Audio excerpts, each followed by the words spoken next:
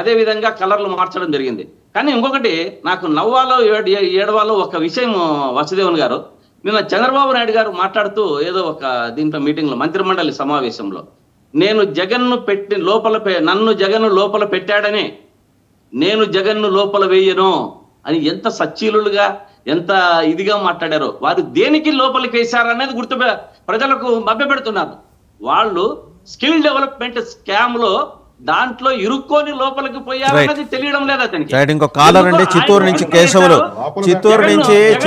Keshavulu line లో ఉన్నారు. ఒక నిమిషం ఆగండి. చిత్తూరు నుంచి కేశవులు గారు టెలిఫోన్ లైన్ లో ఉన్నారు. ఒకసారి ఆయన మాట్లాడేద్దాం. కేశవులు గారు నమస్కారం అండి, మాట్లాడండి. సార్ నమస్తే సార్. సార్ అందరూ మన ఈ ఉచితాలకు అలవాటు పడిపోయినారు సార్. ఈ ఉచితాలకు అలవాటు పడిపోయేసి అదే లేదు ఇదే లేదు అని అడుగుతా ఉంటారు. డెవలప్ అయితేనే కదా సార్, ఇండస్ట్రీ వస్తేనే కదా సార్ మనకు ఉచితాలు ఇచ్చేదానికి. మాట్లాడండి. డెవలప్ అయితేనే కదా ఉచితాలు ఇచ్చేదానికి. ఇప్పుడు మాకు చిత్తూరులో రాజధాని కావాలి సార్. రాజధాని అడిగినారు వాళ్ళు ఎవరు, అక్కడ దొనకొండలో కావాలని. మాకు చిత్తూరుకి రాజధాని పెట్టాలి కదా సార్. అడగండి, మీరు ముఖ్యమంత్రి గారికి ప్రపోజల్ పెట్టండి.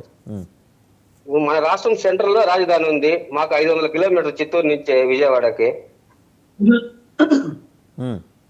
ఆ పక్క నుంచి శ్రీకాకుళం నుంచి ఎత్తుకున్నామంటే అది 500 కిలోమీటర్లు వస్తుంది. సెంటర్ లో పెట్టారు, తప్పేముంది సార్ దాన్ని సెంటర్ లో పెడితే?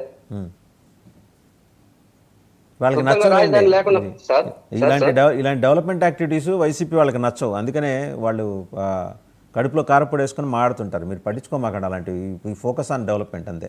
తెలుగుదేశం డెవలప్మెంట్ మీదే ఫోకస్ చేస్తుంది. ఒకసారి శాంతి ప్రసాద్ గారు ఎక్కడం. శాంతి ప్రసాద్ గారు నన్ను కంప్లీట్ చేయడం అండి. ఓకే. శాంతి ప్రసాద్ గారు మాట్లాడుతూ చాలా సచ్చీలుగా మాట్లాడారు. కాలర్లను ఎందుకండి, కొంచెం గర్వం తగ్గించుకొని మాట్లాడండి. గర్వం తగ్గించుకొని కాలర్లను అవమానపరచడము, ఇప్పుడు ప్రజలను అవమానపరుస్తున్నారు. చాలా కాలర్లు ఎందుకండి, వాళ్ళు ఇచ్చిన వాళ్ళు మాట్లాడేదాన్ని మాట్లాడడంలో కొంచెంసేపు విని దానికి ఓపికగా సమాధానం చెప్పండి. గర్వపడి ఊరికే అనవసరంగా కాలర్లను అవమానపరిచి ఇప్పుడు ప్రజలను అవమానపరుస్తున్నారు. మేము అండగా నిలబడ్డాము. కాలర్లను అవమానపరిచే విధంగా మాట్లాడినా కూడా